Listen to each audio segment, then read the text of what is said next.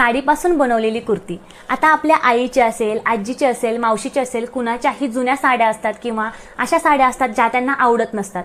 अशा साड्यांचे आपण सुंदर असे ड्रेस बनवून घेऊ शकतो आणि ट्रस्ट मी, साडीचा ड्रेस शिवल्यानंतर खूप सुंदर दिसतो आणि एक सुंदर फंक्शनल गेटअप येण्यासाठी आपल्याला खूप जास्त मदत होते।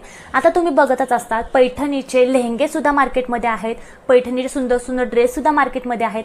जर तुमच्या आईची एखादी काठपदर साडी असेल, एखादी पैठणी जुनी झालेली असेल जे की तिला आवडत नसेल, अशा प्रकारच्या पैठणी साडीपासून, काठपदर साडीपासून तुम्ही सुंदर सुंदर ड्रेस तुमच्यासाठी स्टिच करून घेऊ शकता आणि कुठल्याही कार्यक्रमासाठी, लग्नामध्ये एकदम छान प्रकारे तुम्ही स्टायलिंग करू शकता आणि अशा प्रकारचे ड्रेस सध्या खूप जास्त ट्रेंडिंगमध्ये सुद्धा आहेत।